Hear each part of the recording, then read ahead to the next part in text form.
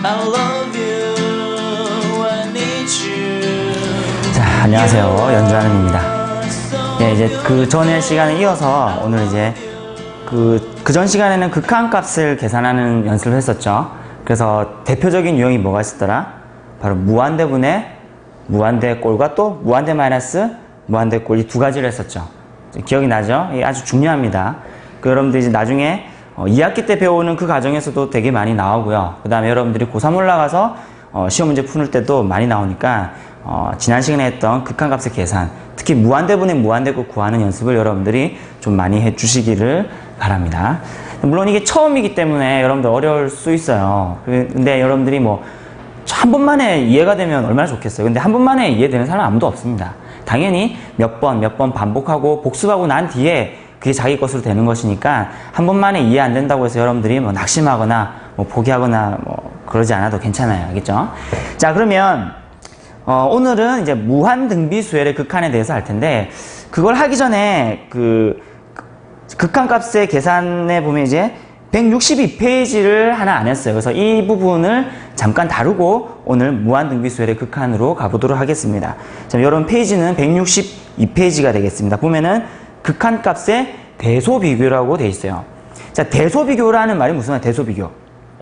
대소비교. 그 말대로 크고 작은 것을 비교한다는 얘기죠. 맞죠? 예를 들어서 어떤 수열이 있다고 쳐봐요. AN과 BN이라는 수열이 있다고 칩시다. 알겠죠? 자, 기본적인 원칙은 이거예요. 만약에 이 수열이 BN이 AN보다 항상 크거나 같다라고 해봐요. 그 대소를 구분하는 거죠, 지금. 대소를 비교하는 거죠. 그런데 여기서는 이제 극한값의 대소를 비교하는 거예요. 요거는 무엇을 비교한 거예요? 그냥 수열, 그죠? AN이라는 수열과 BN이라는 수열의 크기를 비교한 거야. 만약에 모든 자연수 N에 대해서 요놈이 성립한다면 뭐도 성립한다는 얘기냐면, 여기 앞에다가 리미트 붙이고, 그죠? 여기 앞에다가 리미트 붙인 요 두 값, 그러니까 여기다가 N이 무한대로 가겠다, 그지? 이것도 N이 무한대로 가는 요 값도 이런 부등호 방향을 그대로 유지한다라고 하는 것이 여기의 핵심이에요. 알겠죠? 자, 그러면 거기 162페이지에 있는 네모 박스 있죠? 그 네모 박스 치시고, 자, 한번 읽어보세요. 한번 읽어보세요. 이 플레이를 한번 멈추시고 한번 읽어보세요. 쭉 읽어보시고, 다시 돌아오세요. 자, 보면은 1번, 2번 있는데, 자, 보셨죠? 자, 그 내용이, 기본적인 내용이 이겁니다. 자, 다시 한번 적으면, AN과 BN의 어떤 부등호 방향이 요렇게 있다라고 쳐봐요. 요렇게 있다라고 치면, 1번 얘기가 그거죠. 모든 자연수 N에 대해서 이 수열이 이 수열보다 작거나 같다라는 것이, 되어 있다면, 뭐도 가능하냐면, 리미트 N이 무한대로 갈 때, 리미트 N이 무한대로 갈 때도 이 부등호 방향은 그대로 유지한다라고 하는 거예요. 뭐, 이해하기 괜찮죠?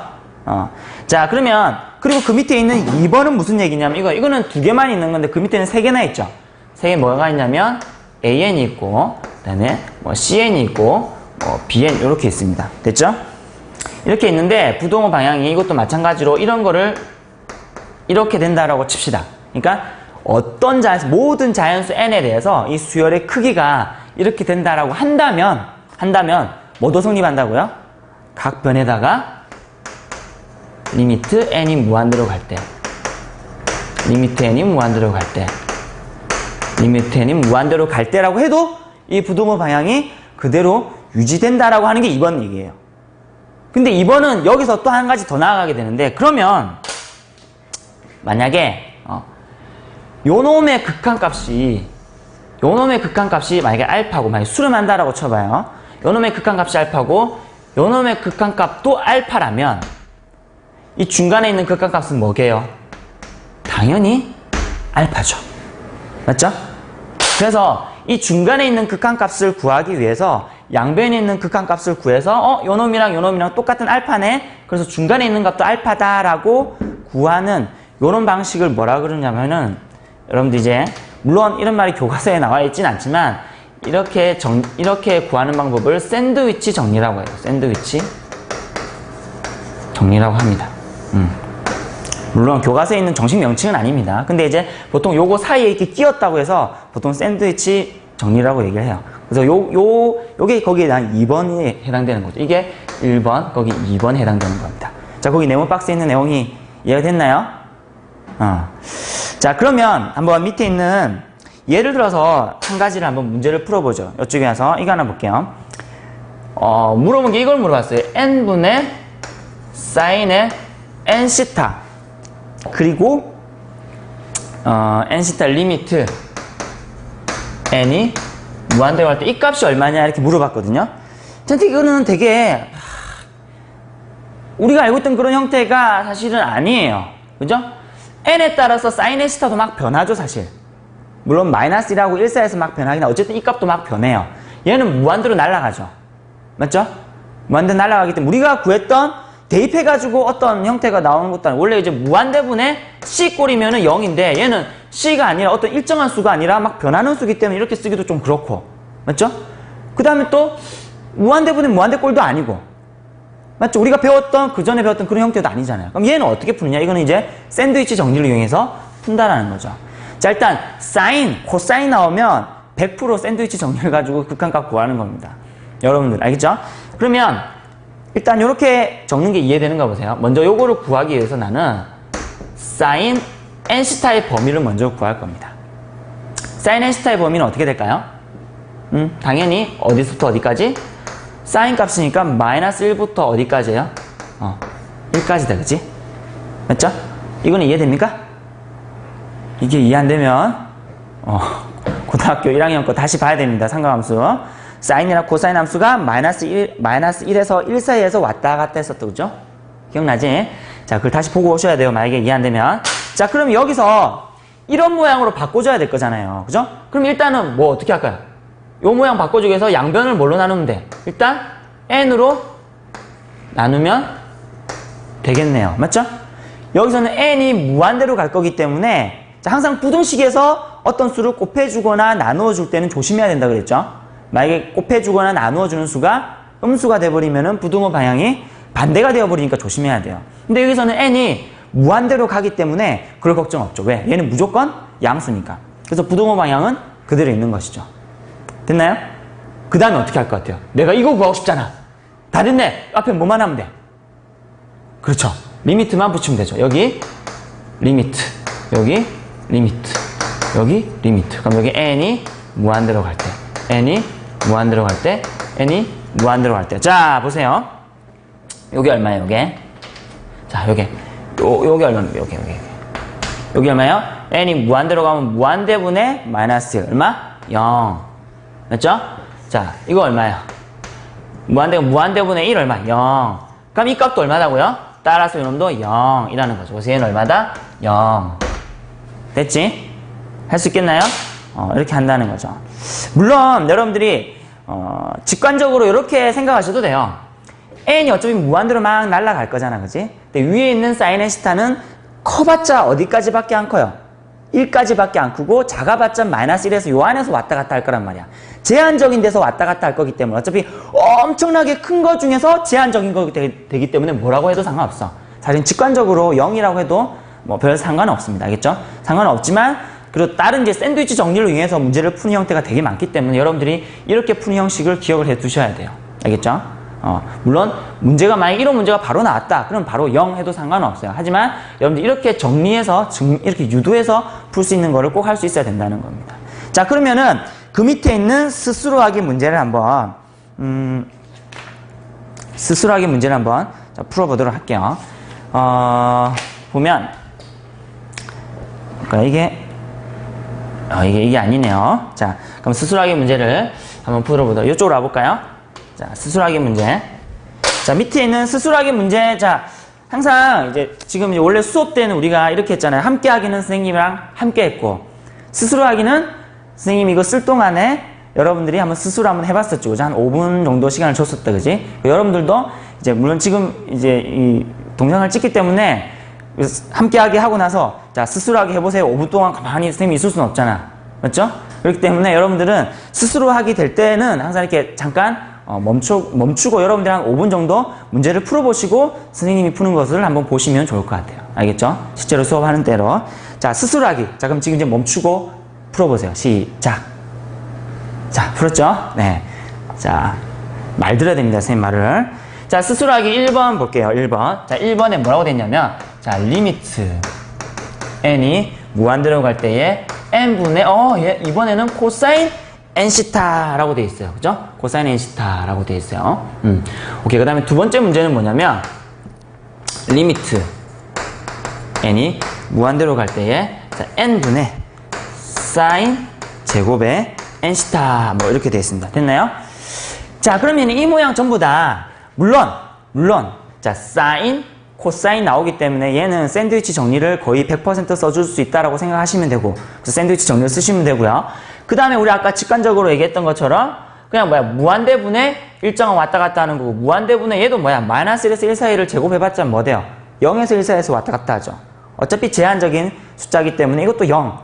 그래서 사인 좀 이런 거 물으면 그냥 잘 모르시면 0 그러면 다 맞아요. 근데 그게 중요하지 않다 그랬죠. 여러분들이 더 고난이도의 문제를 풀기 위해서는 이 샌드위치 정리를 이용해서 이 극한값을 구할 수 있어야 된다는 거죠. 자, 그럼 똑같이 해볼게요. 옆에 거랑 똑같이. 자, 우리가 코사인, 여기서는 뭐의 범위를 알 수 있냐면, 뭐의 범위를 알 수 있어요? 코사인의 n스타의 범위를 알 수 있죠. 얘의 범위는 어떻게 돼요? 마이너스 1부터 당연히 1 사이다라는 걸 충분히 알 수 있지, 그치? 됐죠? 이게 가장 기본입니다. 그래서 사인이나 코사인이 나오면 요놈의 극한값은 항상 마이너스 1에서 1 사이에 있는 부등식으로 연결이 되기 때문에 얘는 어쩔 수 없이 샌드위치 정리로 극한값을 구할 수밖에 없다라는 거예요. 자, 그러면은 똑같이 만들어주기 위해서는 밑에 뭐가 있어요? n. 됐지? 맞죠? n. 그럼 여기도 n. 여기도 n. 근데 이 n은 무한대로 가기 때문에 양수이기 때문에 부등호 방향은 변함없죠. 그리고 다 됐네요. 그러면 어떻게 하면 돼? 리미트. 자, 리미트. 됐나요? 자, 됐어. 그지? 자, 얘가 뭐예요? 0. 얘가 뭐예요? 0. 그럼 얘 뭐게? 0. 얘 얼마? 0. 됐죠? 할 수 있겠지? 얘는 0. 자, 그 다음 봅시다. 이것도 마찬가지죠? 사인의 n시타이기 때문에, 사인 제곱의 n시타인데, 일단은 우리가 알 수 있는 거는 뭘 가지고 사인의 n시타의 범위를 우리가 알 수 있죠. 사인 n시타의 범위는 당연히 마이너스 1에서부터 어디까지? 1 사이라는 건 알고 있죠. 근데 우리가 구하고자 하는 거는 요게 아니지? 뭐예요? 제곱이잖아. 그럼 요거를 제곱해봐. 요 안에 있는 수를 제곱해봐요. 따로 써줄게요. 사인의 n시타를 제곱하게 되면, 마이너스 1에서 1 사이를 제곱하게 되면 범위가 어떻게 정해져요? 요는 이 마이너스 1을 제곱하면 1이 돼버리죠. 그럼 여기서 제곱해가지고 가장 작은 게 뭐야? 0이 되지. 맞죠? 제일 큰 게 뭐가 돼요? 당연히 1이 되겠죠. 됐나요? 자, 그리고 요 모양으로 만들어주기 위해서 그 다음 어떻게 하면 돼? n분의 됐죠? 마찬가지 n은 무한대로 갈 거기 때문에 양수. 됐지? 자, 그리고 나서 이제 뭐 어떻게 하면 돼? 리미트만 붙여주면 되겠네요. 맞죠? 됐지? 그러면 얘는 어차피 n분의 0. 얘는 n이 뭐든지 간에 얘는 무조건 0. 리미트 뭐 얼마? 이거 0. 그럼 중간에 이게 뭐라고요? 0. 그래서 이 값은 얼마라고? 0. 됐지? 할 수 있겠죠? 자, 그래서 이 샌드위치 정리는 여러분들 여기 별표를 쳐두세요. 별표를 쳐두시고, 이건 나중에 이제 수능 문제 풀 때도 많이 응용이 되는 부분이니까 여러분들이 꼭 기억을 해 두십시오. 알겠죠? 자, 그러면 이제 오늘 드디어 이제 본격적인 수업으로 들어가도록 할게요. 오늘 이제 할 내용이 무한등비수열의 극한입니다. 자, 제목을 일단 먼저 좀 적어 볼게요. 무한등비수열의 극한. 이쪽으로 와볼게요. 자, 무한등비수열의 극한. 우리 앞에서의 제목은 뭐였어요? 무한수열의 극한이었잖아. 맞죠? 그래서 이 무한수열이라고 하는 거는 그 말대로 어떻게 된 게 무한수열이었더라? A1, A2, A3 쭉쭉쭉 가가지고 수열 중에서도 항의 개수가 무한계에 있던 거죠. 여기 AN-1도 있고 AN도 있고 AN 플러스 있고 뭐 계속 무수히 가는 거야. 이게 무한수열이죠. 그 무한수열의 극한이라고 하는 거는 뭐예요? 바로 얘 마지막에, 그지? 이게 무한히 갔을 때에 결국 도달하는 값이 어딘가 하는 요게 바로 무한수열의 극한이었잖아. 혹은 극한값이라고 한다 그랬잖아요. 그죠? 그래서 요게 어떤 일정한 수의 한없이 가까워지면 그것을 수렴한다 그랬고 그 값을 극한 혹은 극한 값이라 그랬어요. 만약에 어떤 일정한 값에 가까이 가지 않으면 얘는 뭐라고? 발산한다고 그랬죠. 기억나죠? 용어들을 잘 기억하고 있어야 됩니다. 자, 근데 여기서는 무한 수열이 아니고 뭐라 그랬어요? 무한 등비수열이라 그랬어. 느낌이 오죠? 그러면은 봐봐요. 무한 수열 중에서도 이 수열이 어떤 수열일 때 우리가 무한 등비수열이라고 할까? 그렇죠. 이러면서도 바로 나오잖아. 얘가 뭐야? 무한 수열이 하필 등비수열이면 이 무한 수열의 극한을 뭐라고 한다고요? 무한 등비수열의 극한이라고 얘기를 한다는 거죠. 그러니까 우리가 앞에서 했던 이 수열, 무한 수열의 극한에서 이 수열의 종류가 하필이면 등비수열이면 얘를 뭐라고 하겠다고? 무한 등비수열의 극한이라고 하겠다고요. 근데 좀 이상하죠. 왜? 그럼 무한 등차수열의 극한은 없나요? 뭐 이렇게 물어볼 수도 있죠. 그런 건 없어요. 걔네들은 따로 이름을 지어주지 않아요. 왜냐면은 얘는 아주 좀 유니크하니까 그래. 선생님 항상 얘기했죠. 수학에서는 아주 유니크하고 특별한 애들한테는 이름을 따로 지어준다고. 얘도 하필 얘가 등비수열이면은 아주 유용한 형태들이 많이 나오는 아주 유니크한 형태이기 때문에 얘는 이름을 따로 지어줬어요. 뭐라고 지어줬다고? 무한 등비수열의 극한이라고 따로 이름을 지어줬다고. 알겠죠? 자, 그러면 얘가 어떤 그게 있길래 이렇게 어떤 게 특이하길래 얘 이름을 지어줬는지 한번 보도록 할게요. 자, 이 등비수열의 일반항은 어떻게 되더라? 까먹으면 안 됩니다.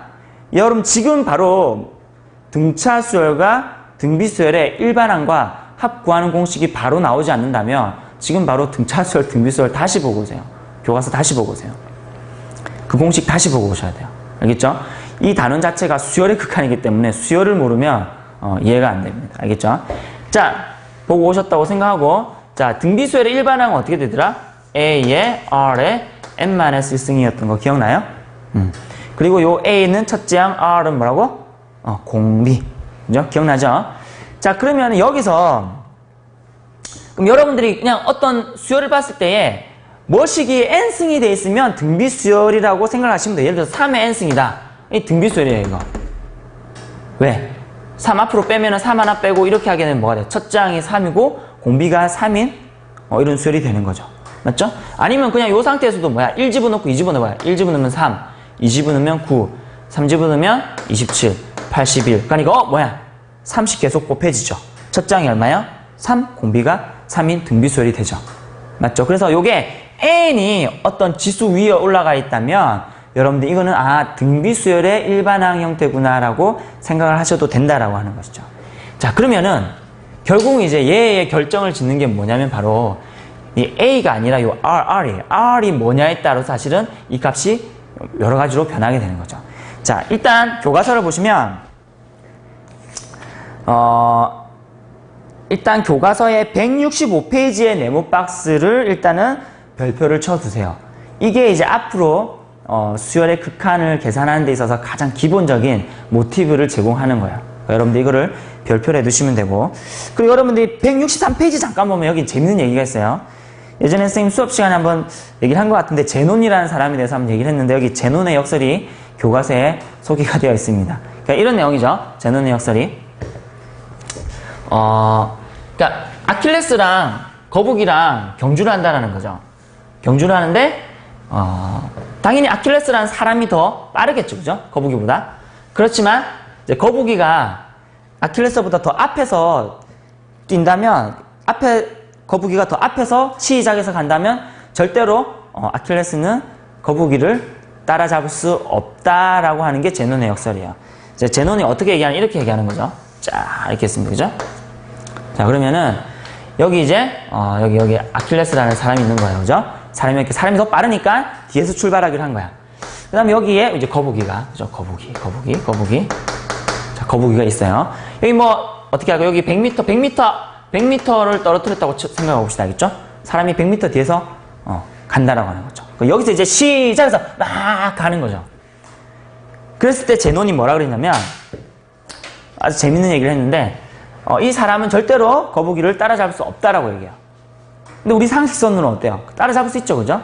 근데 제논의 얘기는 이런 거죠. 만약에 제논이 자, 예를 들어서 거북이가, 물론 여기는 이제 10분의 1이라고 했는데, 여기서는 그냥 따로 얘기할게요. 거북이가, 만약에, 사람은 거북이의 2배 빠르다고 칩시다. 알겠죠? 2배. 2배 빠르면은, 그러면 사람이 만약에 이만큼 따라잡으면, 100m 따라잡으면, 거북이는 얼마만큼 가 있게요? 당연히 50m만큼 가 있겠죠. 맞죠? 그러니까 따라서 짠! 온 거야, 그지?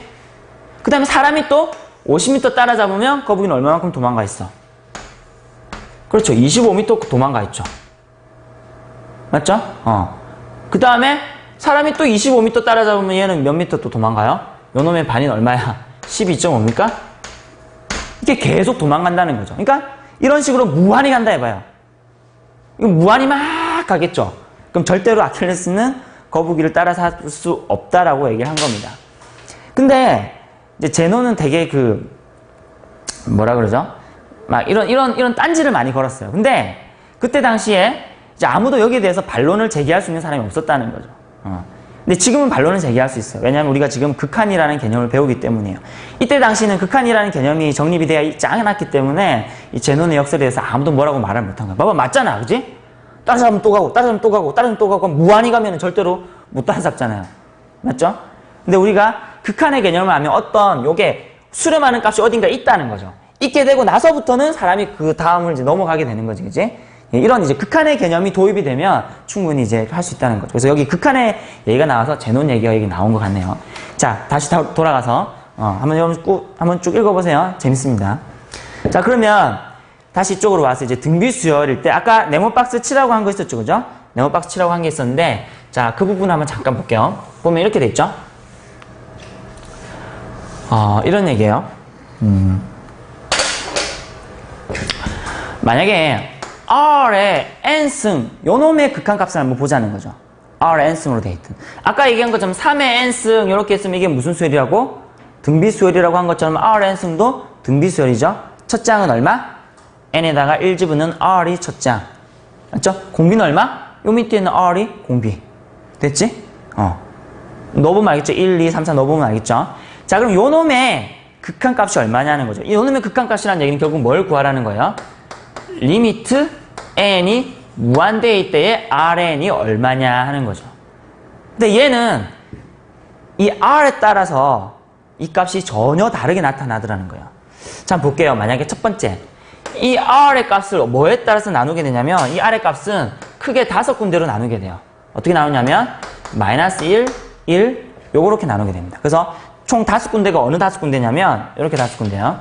1보다 큰 경우, 1인 경우, 그 다음에 1하고 마이너스 1 사이인 경우, 마이너스 1인 경우, 마이너스 1보다 작은 경우, 이렇게 5가지로 나눠요. 그럼 이렇게 5가지로 나누면 어떤 현상이 생기는지 자, 한번 볼게요. 만약에 R의 n쓰니까 n을 무한대로 돌려봐요. 예를 들어서 1보다 큰 수, R이 1보다 크다. 예를 들어서 이게 R이 1보다 크다 해봐요. 예를 들어서 이건 R이 1보다 큰 경우고 요 경우는 여기 R이 1보다 큰 경우고 요 경우는 어떤 경우? R이 1인 경우, 요 경우는 R이 마이너스 1하고 1 사이인 경우, 요 경우는 R이 마이너스 1인 경우, 요 경우는 R이 마이너스 1보다 작은 경우. 요렇게 5가지로 나누겠다는 거죠. 1가지, 2가지, 3가지, 4가지, 5가지. 자, 그러면 어떤 현상이 생기는지 한번 볼게요. 이건 간단하게 그냥 그 R에 어떤 일정한 값을 한번 집어넣어 볼게요. 자, 1보다 큰 거, R, 1보다 큰 값 뭘 생각해 볼까요? 뭘 생각해 볼까요? 예를 들어서 2. 자, 그러면 2의 n승, 2의 n승이 되는 거죠? 맞죠?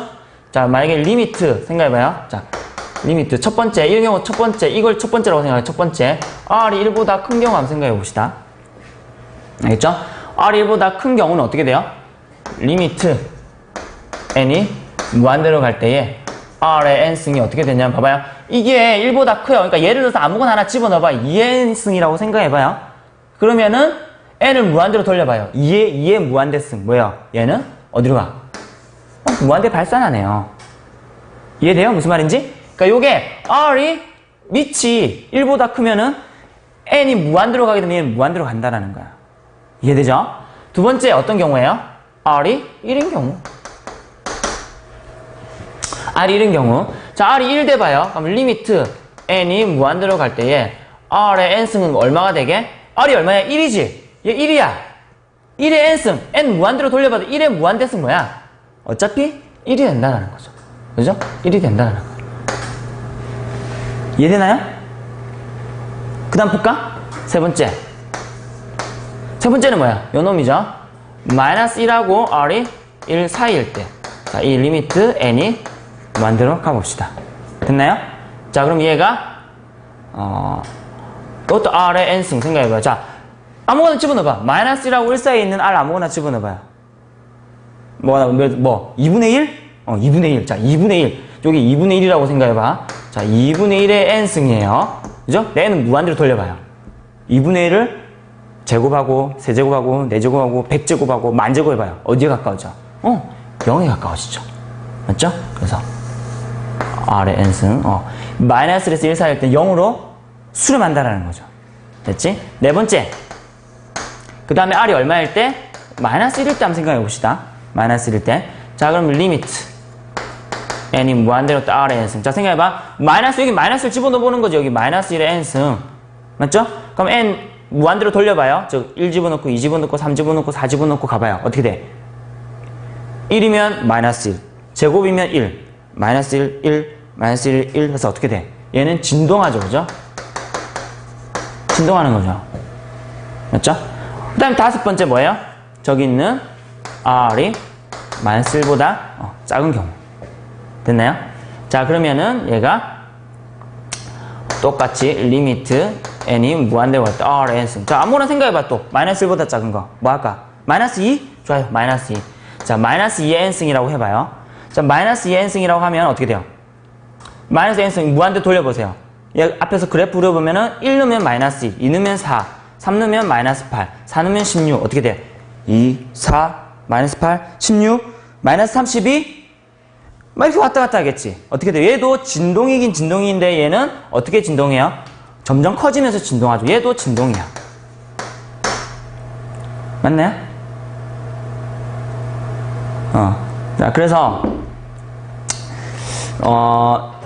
되겠죠? 자, 그러면, 여기서, 자, 이렇게 달라진다는 거지, 범위에 따라서. 이해되나요? 이렇게 되고. 자, 그러면 여기서 중요한 게 뭐냐면, 자, 그러면 여기서 어떤 게 중요할까? 생각해봐요. 1하고 2하고 3하고 4하고 5하고 요 5가지 중에서, 만약 여러분들이, 시험 출제자라면, 혹은 여러분들이 선생님이라면 뭐가 중요할 것 같아요, 여기서? 출제한다면 어떤 걸 출제할 것 같아? 그럼요. 극한일 때는 뭐가 중요해? 진동, 무한대 가는 건 뭐예요? 다 발산이지. 맞죠? 다 발산이에요. 그럼 수렴하는 경우가 어디 있어? 여기 있지. 맞나요? 수렴하는 경우가 이렇게 있지. 그러니까 얘가 어떻게 돼? 요게 수렴하는 경우죠. 그래서 여기서 여러분들이 여기서 만약에 이런 걸 물어볼 수 있다고. 만약에 이거는 지금 뭐냐면 리미트 n이 무한대로 왔대 R의 n승의 값을 물어보는 거거든요. 즉 무한 등비 수열의 극한인데 요 놈이 수렴하기 위한, 즉 무한 등비 수열이 수렴하기 위한 조건이 어떤 게 있을까요? 이 조건은 당연히 이런 조건이면 되죠. 어떤 조건?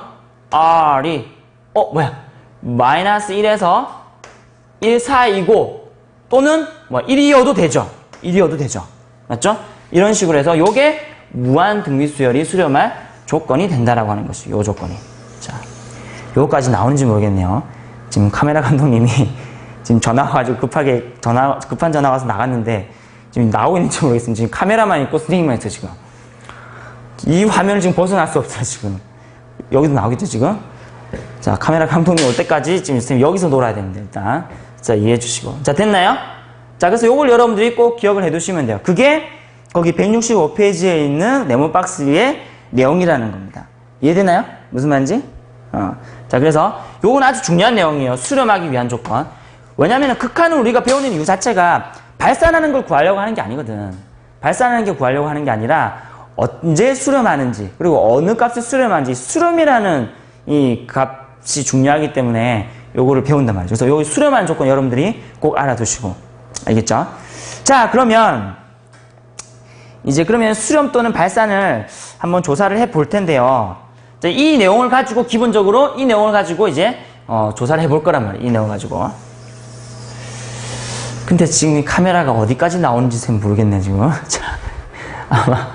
자, 그러면 자, 오케이. 선생님이 카메라가 어디까지만 나오는지 확인하고 다시 올게요. 기다리세요. 자, 지금 선생님 지금 계속 말하고 있습니다. 아, 여기까지 나오는구나. 자, 네, 감독님 오셨어요. 자. 자, 이제 괜찮나요? 네. 감독님 바빠가지고. 자, 그러면 이걸 기준으로 해서 다음 페이지에 있는 문제들을 자, 한번 풀어보도록 하겠습니다. 그래서 이 무한등비수열, 그러니까 요게 가장 기본이니까요. 물론 요 자리에는 뭐 들어갈 수도 있어요. 이 등비수열이니까 여긴 등비수열 아무거나 들어갈 수 있는 거죠. 근데 그거를 이제 여기에 어떤 게 들어오더라도 그걸 해결하기 위한 이제 키포인트가 이제 요거라는 거죠. Rn승이 어떻게 갈 것이냐. 요것만 알게 되면은 나머지 무한등비수열도 극한을 구할 수 있다라고 하는 거거든요. 자, 한번 문제를 한번 풀어볼게요. 자, 내가 풀어볼게요. 자, 그러면 요거는 지우겠습니다. 그렇죠? 자, 이렇게 되네요. 저기. 자, 그러면은 문제를 한번 보도록 하죠. 시간이 얼마나 지났죠, 지금?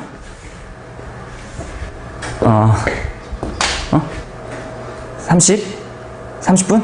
네, 30분.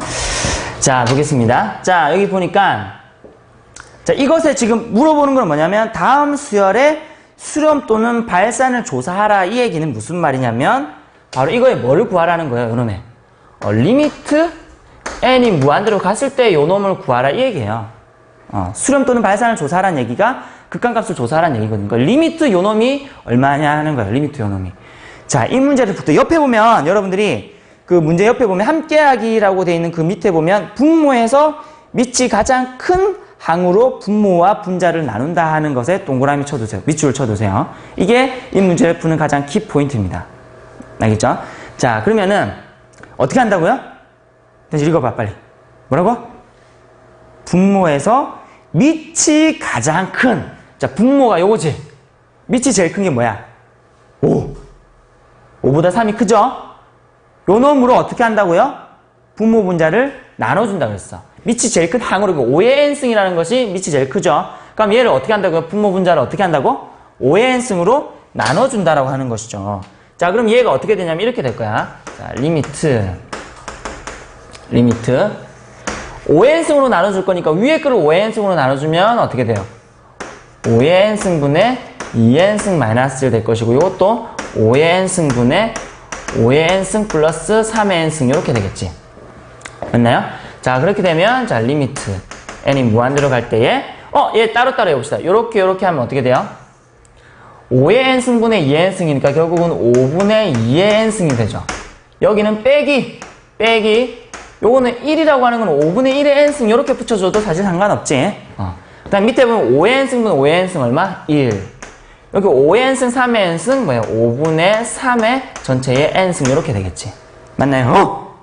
이렇게 되는 순간 n 무한대로 보내보세요. 우리가 아까 r의 n승일 경우에 수렴하는 경우 기억나죠? 그죠? r이 1일 때는 1로 갔었고 그 다음에 마이너스 1과 1 사이일 때는 어디로 갔어요? 0으로 갔었잖아요. 맞죠? 요거 보세요.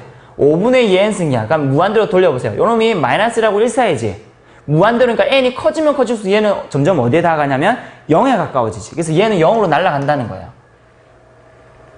맞죠? 그 다음에 얘도 뭐야? 5분의 1의 n승? 얘도 0으로 날아가는 거네. 그죠? 얘도 0으로 날아가고. 그거 얼마야? 1분의 0이니까 결국 뭐야? 0이지 뭐. 맞나요?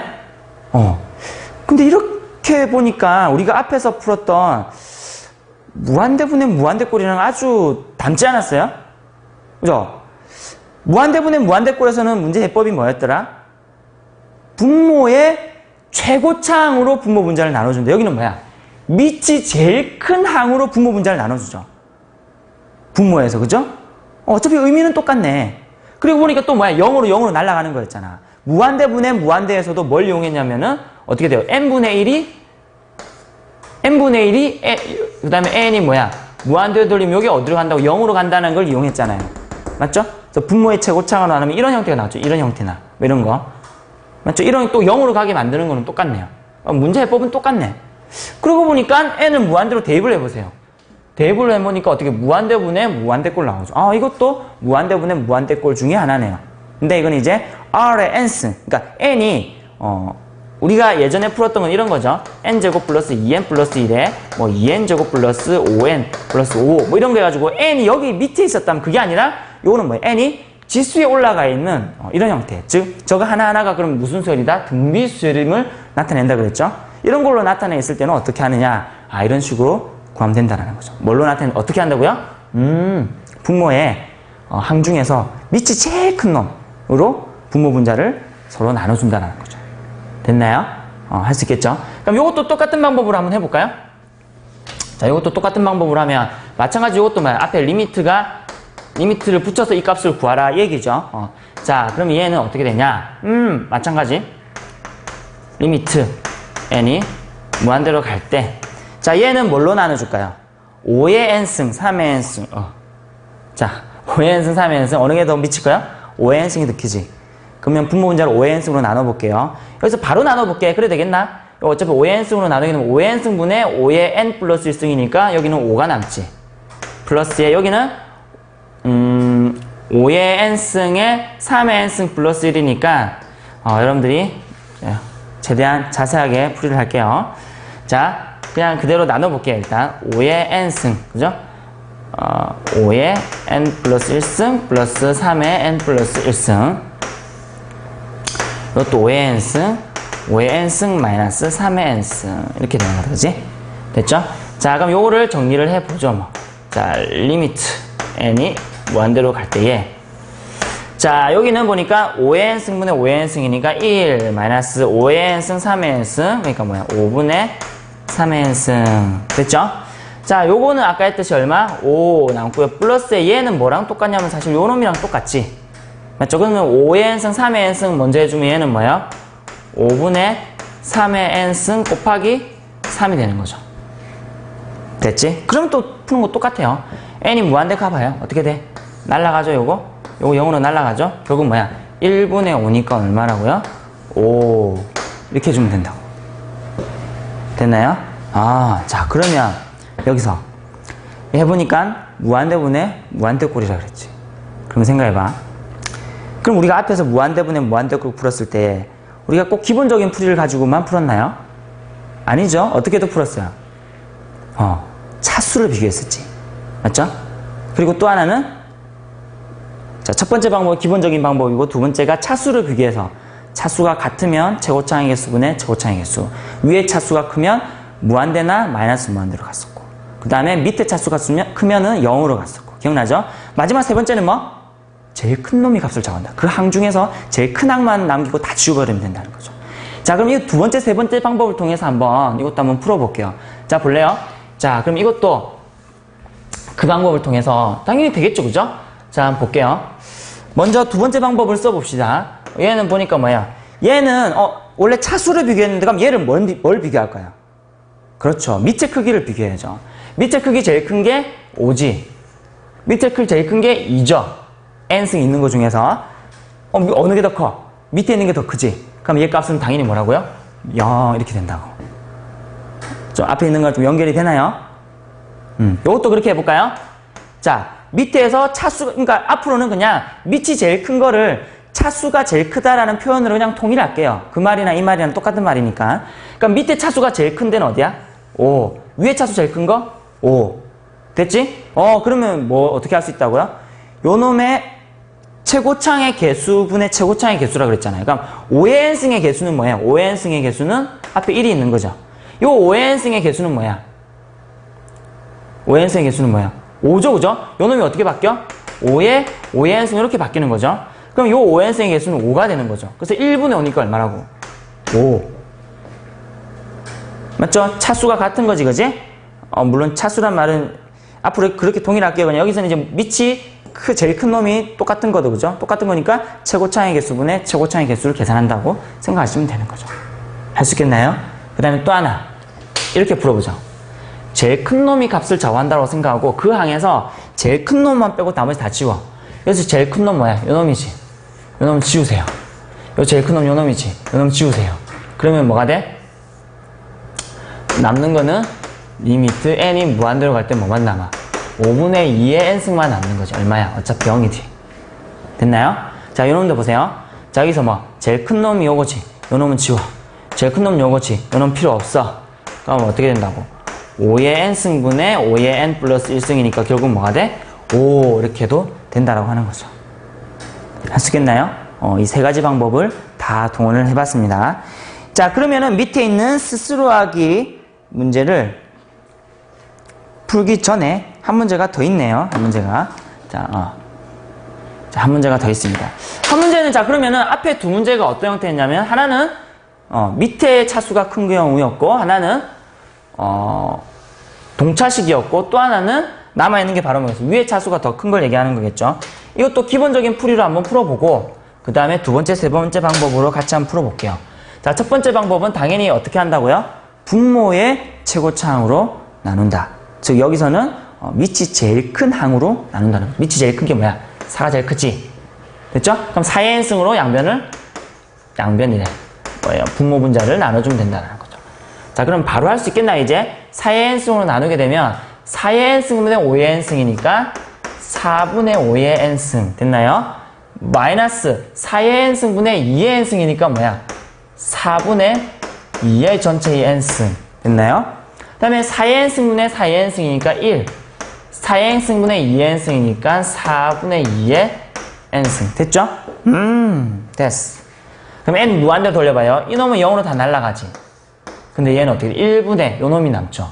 4분의 5라고 하는 건 우리 아까 무한등비수에서 4분의 5는 1보다 크지. 1보다 큰 거에 무한대승 하면 뭐가 돼요? 무한대로 날아가죠. 얘가 무한대로 날아가죠. 1분의 무한대니까 값이 얼마야? 무한대. 됐죠? 무한대 이렇게 되겠죠. 그 다음에 두 번째 방법으로 생각하면 이렇게 생각할 수도 있는 거죠. 차수를 비교하는 거죠. 여기서는 밑의 크기를 비교하는 거죠.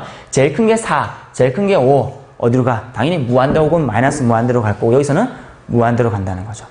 그 다음에 세 번째 방법. 제일 큰 놈이 값을 자원다 했으니까 제일 큰 놈 뭐야? 4의 n쓰니까 요 놈 필요 없어. 요 5의 n쓰니까 요 놈 필요 없어. 그럼 결국 남아있는 거는 4분의 5의 n승에 리미트 n이 무한대로 가는 거니까 요 놈도 뭐예요? 4분의 5 1보다 큰 거에 n승. n을 무한대로 보내버리면 얘는 무한대로 가게 되겠죠. 동일하게 가능하겠죠. 자, 그러면은 밑에 있는 스스로 하기 문제 이제 4문제 남았습니다. 이 4문제 하고 오늘 강의는 마치도록 할게요. 자, 4문제 한번 스탑하고 한번 풀어보셔야겠죠. 자, 시작. 자, 다 풀었죠? 자, 그럼 오늘 4문제 한번 보도록 하죠. 자, 문제가 뭐냐면 문제가 뭐라고 되어 있습니까? 다음 수열에 수렴 또는 발산을 조사하고 수렴하면 그 극한값을 구하세요 했습니다. 자, 1번, 2번은 단순하게 어떤 형태예요? 그냥 R의 n승 형태죠. R의 n승. 맞죠? 그러면 우리 앞에서 했어요. R의 n승 같은 경우에 수렴할 조건은 뭐였더라? R이 마이너스 1보다 크고 1보다 작은 것도 수렴하고요. 어떤 것도 수렴한다? 1이 돼도 수렴한다 그랬죠. 자, R 보세요. R 뭐야? 1.5? 1.5는 어떻게 돼? 1.5는 1보다 커요? 1보다 크면 어디로 간다고 그랬어? 무한대로 날아간다 그랬지. 맞죠? 그럼 얘는 뭐라고 얘기할 수 있어? 발산이라고 얘기하면 되는 거야. 됐죠? 자, 그 다음에 두 번째 요놈이죠. 마이너스 0.8. 얘는, 마이너스 1하고 1 사이에 있네요. 그치? 있죠? 그럼 얘는 수렴하는 거죠. 어디에 수렴해? 마이너스 1하고 1 사이에 있는 요놈은 당연히 요 앞에는 뭐가 붙어 있는 거냐면 리미트 n이 무한대 붙어 있는 겁니다. 알겠죠? 요놈의 극한값을 구하라는 얘기는 앞에 리미트를 붙여서 구하라 이 얘기예요. 마이너스 1에서 1 사이에 있는 값에서 n 무한대로 가면 얘는 어디로 가요? 0. 그래서 얘는 뭐야? 수렴하는 거죠. 수렴할 경우에 모두 찾아라. 수렴값도 찾으라고 했다. 그지? 됐죠? 자, 그 다음 문제. 두 문제 남았습니다. 자, 힘을 내시고. 자, 보니까, 이제는 요거는 뭐야? 우리가 앞에서 했던 거랑 좀 비슷한 형태가 되겠네요. 그죠? 앞에다 뭐가 있는 거냐면 리미트 붙여놓은 형태라고 생각을 하세요. 자, 그러면은 요놈 봅시다. 우리 그냥 할까요? 최고차항 뭐예요? 최고차항 동차네. 그지? 그러면은 요거 분의 요거라는 거. 요거의 개수. 요거 개수가 뭐야? 1. 요거 개수 얼마야? 1. 그러니까 얼마야? 1. 됐나요? 자, 그 다음에 요것도 한번 볼까요? 요것도, 자, 그 요것도 여러분들이 3연승으로 분모 분자를 나눠가지고도 꼭 한번 풀어보세요. 알겠지? 그건 숙제. 자, 그 다음에 여기서도 마찬가지, 자, 최고창 밑이 제일 큰 거. 밑이 제일 큰 거는 n 밑에 있는 게 제일 큰 거 얘기하는 거예요. 2가 커요? 3이 커요? 3이 크다, 그지? 맞죠? 요거는 하나밖에 없네요, 요거, 그죠? 자, 그러면, 동차네요. 그죠? 밑이 똑같지? 그러면은, 최고창 개수분의 최고창의 개수니까, 여기는 최고창이 개수가 마이너스 1. 여기는 얼마야? 4니까 결국 얼마야? 마이너스 4 이렇게 되겠죠. 그럼 둘 다 수렴을 하고 적값이 바로 극한값이다 라고 얘기를 하면 되는 것이죠. 됐죠?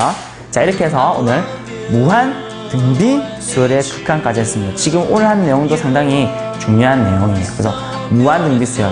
물론 여러분들이 극한의 개념이 처음 하기 때문에 이렇게 날파리가 처음 하기 때문에 좀 어려울 수 있는데 여러분들 아까도 얘기했지만 첫 술에 배부를 수 없고 한 번에 이해할 수 있는 사람은 없어요. 알겠죠? 여러분들이 계속 복습을 하시고 또 이제 이렇게 한번 보는 것만으로 그냥 끝내지 마시고 여러분들이 다시 복습을 또 하셔야 됩니다. 알겠죠? 자, 그러면 다음 강의에서 보도록 하겠습니다. 자, 수고하셨습니다.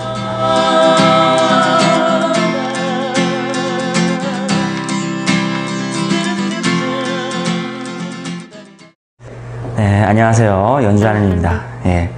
오늘은 그 수열의 극한 부분의 이제 두 번째 시간인데, 저번 시간에 선생님이 이제 수학 1에 대한 커리큘럼과 그 다음에